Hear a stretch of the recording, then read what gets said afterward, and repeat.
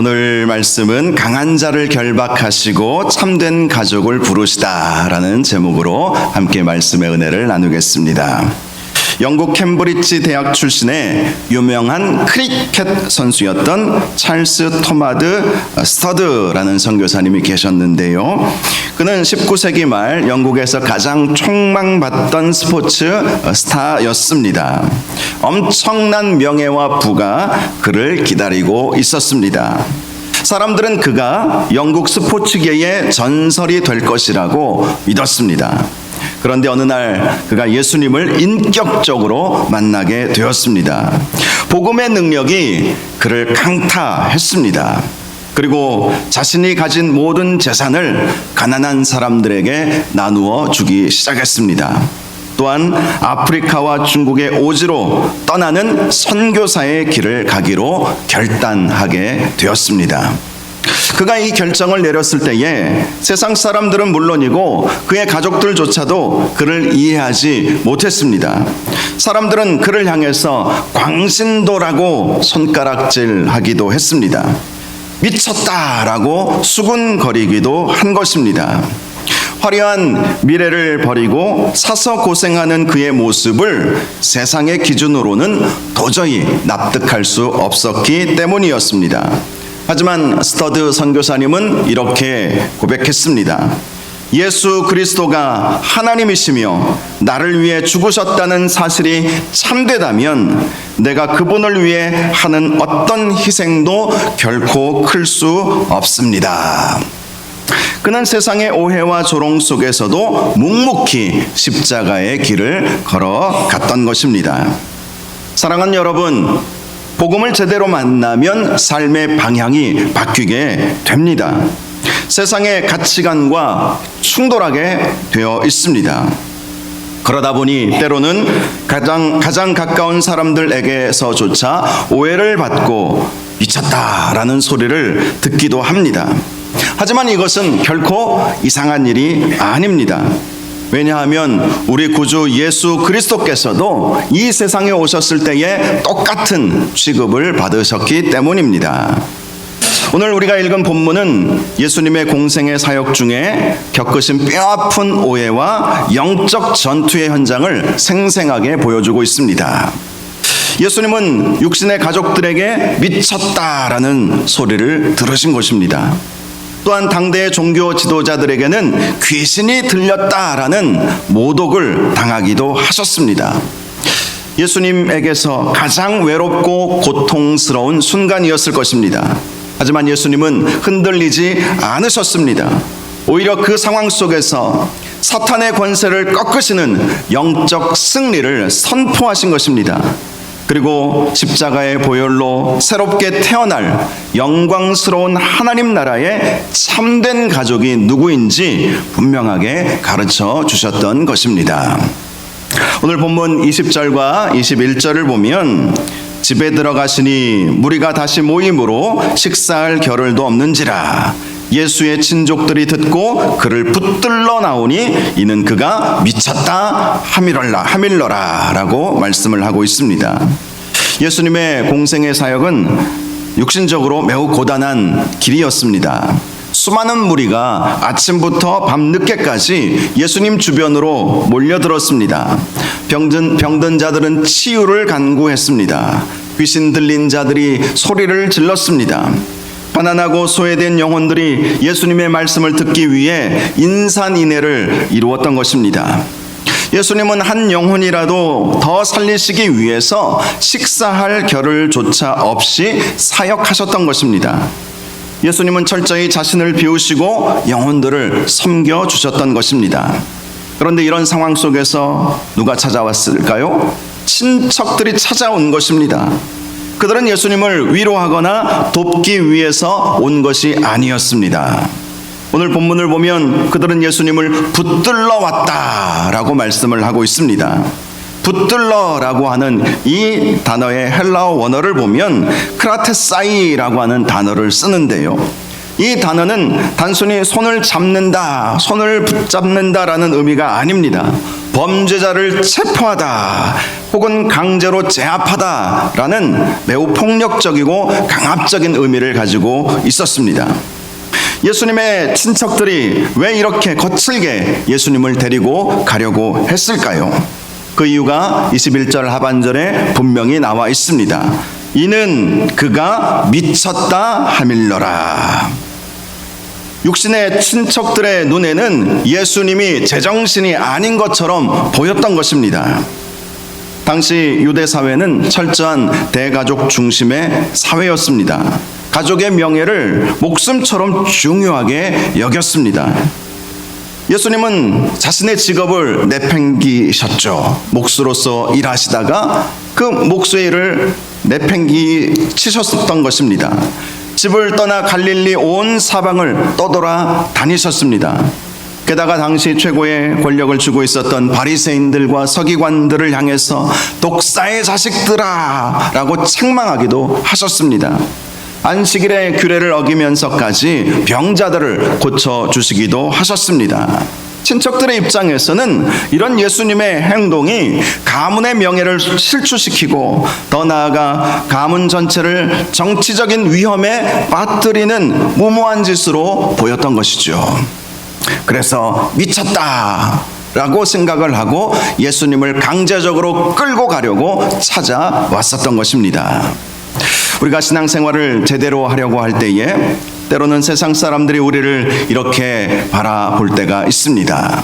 주의를 성수하기 위해서 세상의 즐거움을 포기할 때에, 헌금을 구별하여 하나님 앞에 드릴 때에, 영혼을 구원하기 위해서 전도할 때 믿지 않는 가족이나 친구들은 우리를 미쳤다고 조롱하거나 핍박할 수도 있습니다.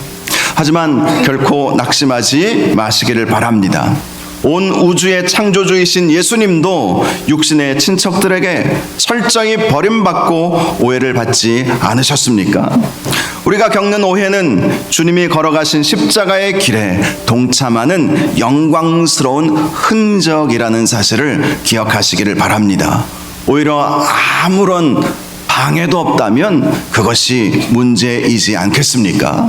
예수 잘 믿으려고 발버둥 치다가 가족들에게 오해받고 친구들에게 외면당하고 친척들에게 미쳤다라는 소리를 듣는 것이 정상이다 라고 생각하시기를 주님의 이름으로 축복합니다.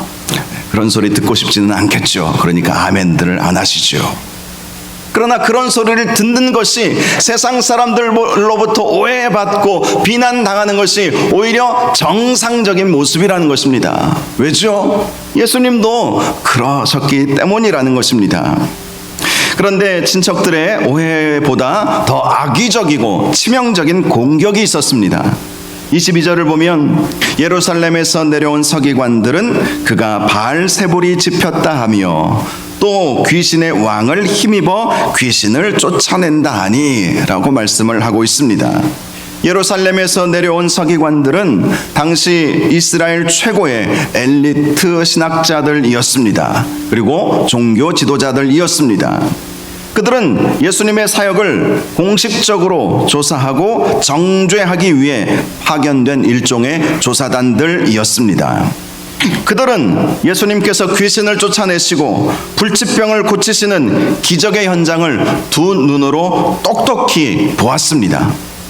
그 능력 자체를 부인할 수는 없었습니다. 하지만 그들은 완악한 마음으로 예수님을 공격했죠. 예수님을 바알세불이 집혔다. 즉 귀신의 왕에게 사로잡혀서 그 사탄의 힘을 빌려서 귀신을 쫓아낸다는 아주 악랄한 모함을 했던 것입니다. 그런데 예수님은 그들의 이 억지 주장이 얼마나 논리적으로 모순되었는지를 비유를 통해서 명쾌하게 반박하셨습니다. 23절에서 26절까지 말씀을 보면 그 내용이 나와 있습니다. 예수님은 사탄이 어찌 사탄을 쫓아낼 수 있느냐라고 반문을 하신 것입니다. 실제로 스스로 분쟁하는 나라는 결코 설 수 없지 않겠습니까? 만약 사탄이 자기 부하인 귀신들을 내쫓고 다닌다면 사탄의 왕국은 내전이 일어나 스스로 망하고 마는 것 아니겠느냐. 예수님이 말씀하시는 거예요. 즉 서기관들의 주장은 앞뒤가 전혀 맞지 않는 억지 논리에 불과했다는 것을 예수님께서 꼬집으셨던 것입니다. 27절을 보면 예수님께서 계속해서 말씀하십니다. 사람이 먼저 강한 자를 결박하지 않고는 그 강한 자의 집에 들어가 세간을 강탈하지 못하리니 결박한 후에야 그 집을 강탈하리라. 여기서 말씀하시는 강한 자는 바로 사탄을 의미하는 것입니다.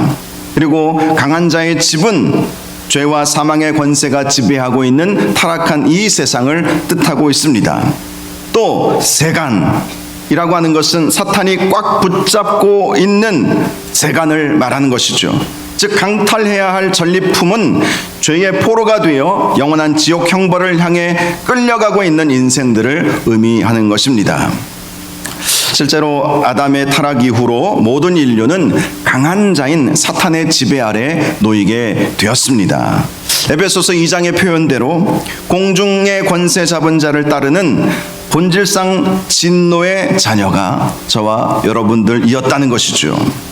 우리 인간의 의지나 노력, 도덕이나 철학으로는 이 강한 자의 쇠사슬을 끊어낼 수가 없었습니다. 오직 절망뿐이었던 것입니다.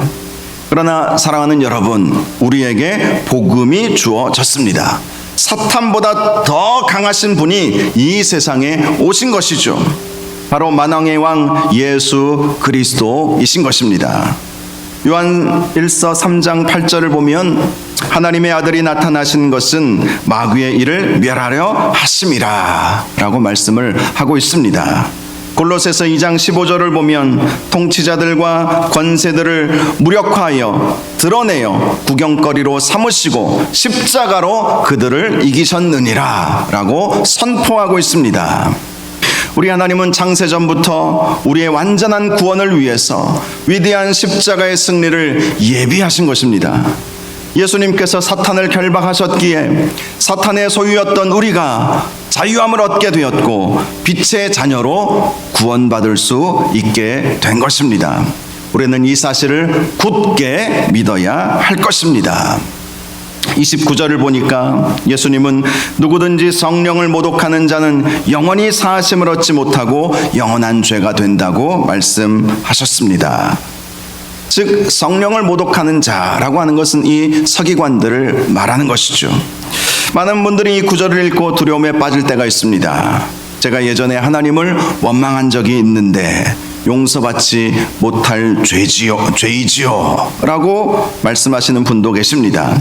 제가 은연중에 지은 죄가 혹시 성령을 회방하는 죄는 아닐까요? 라고 질문하시는 분도 계십니다.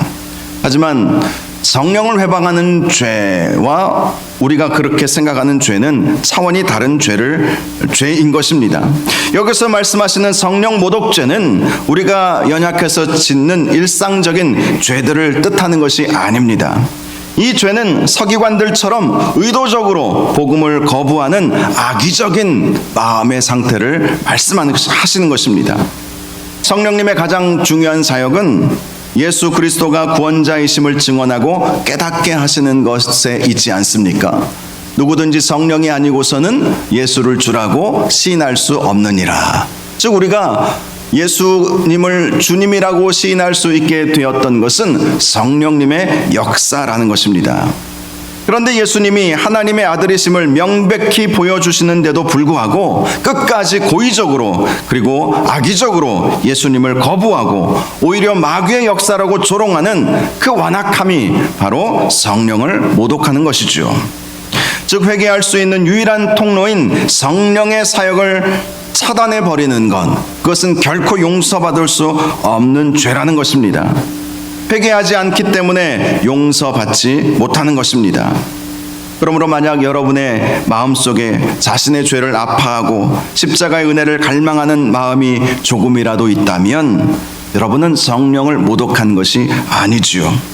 이미 성령님께서 여러분 안에 내주하시며 은혜를 베풀고 계신 증거인 것입니다. 그런데 서기관들은 어떠하였습니까? 의도적으로 악의적으로 성령께서 분명히 역사하심에도 불구하고 또 성령께서 역사하셔서 많은 사람들이 예수님을 믿고 있음에도 불구하고 예수님을 향해서 바알세불이 짚였다, 사탄의 힘을 빌어서 귀신들을 내어 쫓는다라고 하면서 악의적으로 예수님을 비난하고 모독했던 것입니다. 예수님은 그들을 향해 결코 그들은 영원토록 용서받지 못할 것이다 라고 분명히 말씀하신 것이죠. 오늘 본문의 마지막 장면으로 넘어가면요, 예수님께서 무리에게 말씀을 전하고 계실 때에 어머니 마리아와 동생들이 예수님을 찾아와 밖에서 사람을 불러 냈습니다. 31절과 32절을 보면 예수님의 어머니와 동생들이 밖에 서서 불렀다라고 말씀을 하고 있죠. 이들도 예수님이 미쳤다는 소문을 듣고 걱정이 되어서 급히 찾아온 것입니다. 그때 무리 중에 한 사람이 예수님께 말씀합니다. 보소서, 당신의 어머니와 동생들과 누이들이 밖에서 찾나이다. 그런데 이때 예수님께서 파격적인 말씀을 하시죠. 33절에서 35절을 보면 예수님은 무리를 둘러보시며 이렇게 말씀하셨습니다. 대답하시되 누가 내 어머니이며 동생들이냐 하시고 둘러 앉은 자들을 보시며 이르시되 내 어머니와 내 동생들을 보라. 누구든지 하나님의 뜻대로 행하는 자가 내 형제요 자매요 어머니이니라. 예수님의 이 말씀은 육신의 부모를 공경하지 말라거나 혈연을 무시하라는 뜻이 아니죠. 예수님은 십자가에서 마지막 숨을 거두실 때에 육신의 어머니 마리아를 사랑하는 제자 요한에게 부탁하지 않으셨습니까? 이 말씀은 혈연 관계를 무시하라 라는 말씀이 아닌 것입니다. 예수님은 지금 십자가 사건을 통해서 새롭게 탄생하게 될 하나님 나라의 새로운 가족, 즉 교회를 말하는 것이죠. 이 교회의 영광스러운 출범을 선포하신 것입니다. 인간의 혈통이나 가문, 민족이나 계급을 뛰어넘어서 오직 예수 그리스도의 십자가 보혈로 거듭난 자들이 모인 영적인 공동체가 참된 가족이다 라고 말씀하여 주신 것입니다. 로마서 8장 15절을 보면 너희는 다시 무서워하는 종의 영을 받지 아니하고 양자의 영을 받았으므로 우리가 아빠 아버지라고 부르짖느니라 라고 말씀을 하고 있습니다. 우리가, 너와 내가, 우리 모두가 하나님을 아빠 아버지라고 부르짖게 되었다라는 것입니다.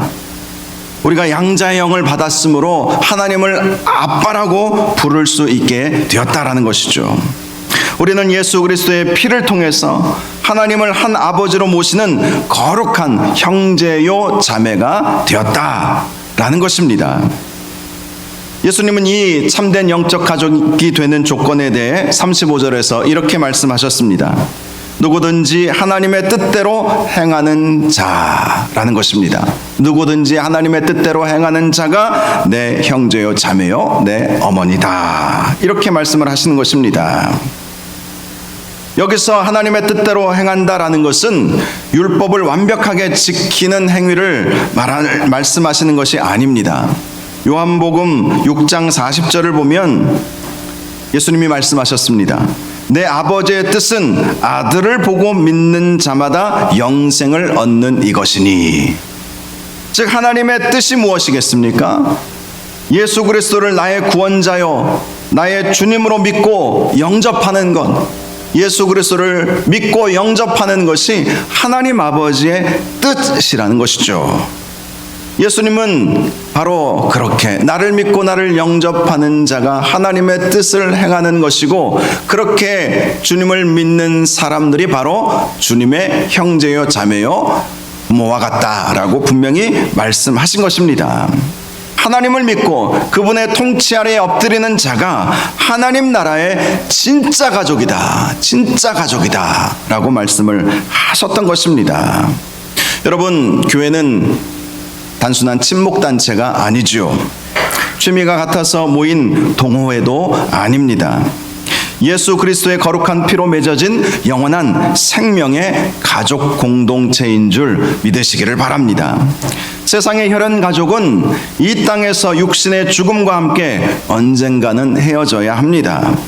하지만 교회라는 이름으로 묶인 영적인 가족들은 저 영원한 천국에서 영원토록 함께 예배하며 살아갈 진짜 가족이라는 것입니다. 그러므로 교회 안에서 서로를 대할 때에 내 몸의 지체요 영원한 가족으로 바라보시기를 바랍니다. 옆에 계신 분들은 잠시 사귀는 그런 교제권에 있는 사람들이 아니라 영원토록 천국에 가서도 함께 가족으로 지낼 진짜 가족이다. 참된 가족이라는 사실을 기억하시기를 바랍니다. 그러므로 서로의 연약함을 비판하기보다 십자가의 사랑으로 서로 덮어주시기를 바랍니다. 가족들은 그렇지 않습니까? 나보다 남을 낮게 여기며 기쁨으로 섬기실 수 있기를 바랍니다. 할렐루야.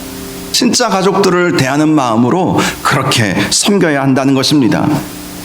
그래서 우리 교회가 이 시대에 예수님께서 말씀하신 참된 가족의 모습을 세상에 온전히 보여주시는 은혜가 있기를 주님의 이름으로 축복합니다. 주 3세기 중반에 로마 제국 전역에 키프리아누스라고 하는 역병이 돌았습니다. 아주 끔찍한 전염병이었습니다. 역사의 기록에 의하면 당시 로마시에서만 하루에 5,000명이 넘는 사람들이 이 병으로 목숨을 잃었다고 합니다. 사람들은 전염의 공포에 사로잡혔습니다. 로마의 이교도들은 자신의 가족 중 누군가 병에 걸리면 전염을 피하기 위해서 아직 숨이 붙어있는 부모나 자식을 길거리에 매정하게 내다 버렸습니다. 혈연으로 맺어진 육신의 가족 관계가 죽음의 공포 앞에서 철저히 무너져 버렸던 것입니다. 그런데 그때 전혀 다른 삶의 방식을 보여준 사람들이 있었습니다. 바로 예수 그리스도를 믿는 초대교회 그리스도인들이었습니다. 그들은 감염의 위험을 무릅쓰고 거리에 버려진 병자들을 찾아 나섰던 것입니다. 이교도들이 버린 사람들의 피고름을 닦아주고 먹을 것을 주며 정성껏 간호했던 것입니다. 그 과정에서 수많은 그리스도인들이 병에 전염되어 순교의 제물이 되기도 했습니다. 세상 사람들은 그들을 향해 죽음을 자초하는 미친 사람들이라고 조롱했습니다.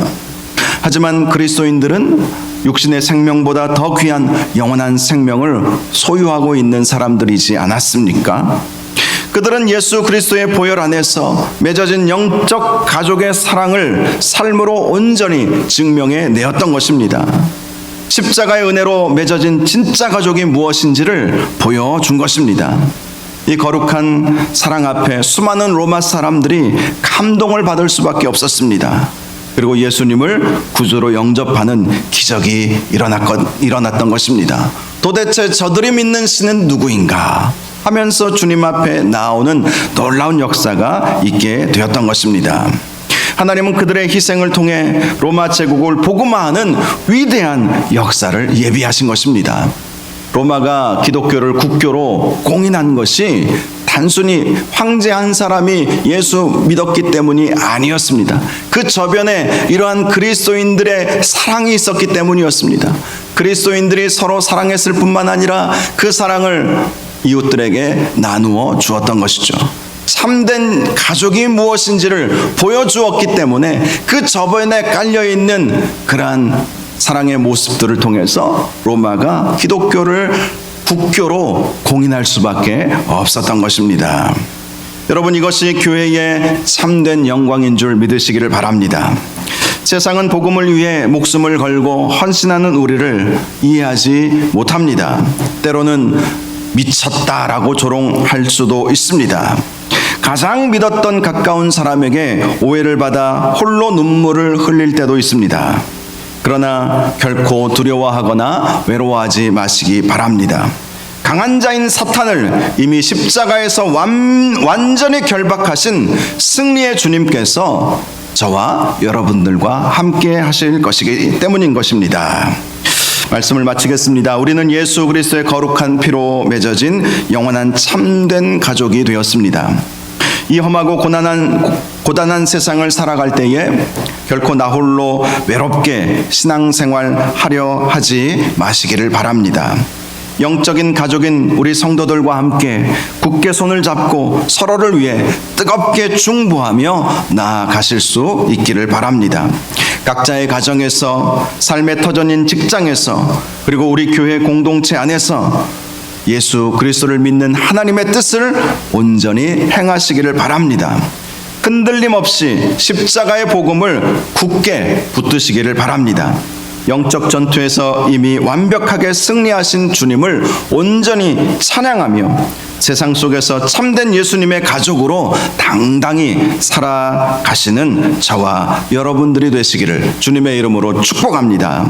날마다 성령의 충만함으로 마귀의 권세를 짓밟고 참된 영적 가족인 교회의 영광을 온 세상에 드러내시는 저와 여러분들이 되시기를 주님의 이름으로 축원합니다.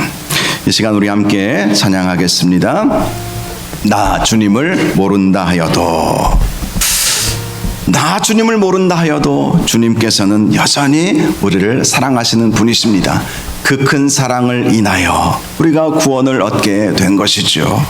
그 큰 사랑을 우리가 교회 안에서, 우리 공동체 안에서 함께 만들어 가야 할 것입니다. 참된 영적인 가족이 되는 그런 되기를 원하는 마음으로 이 찬양 함께 부르겠습니다.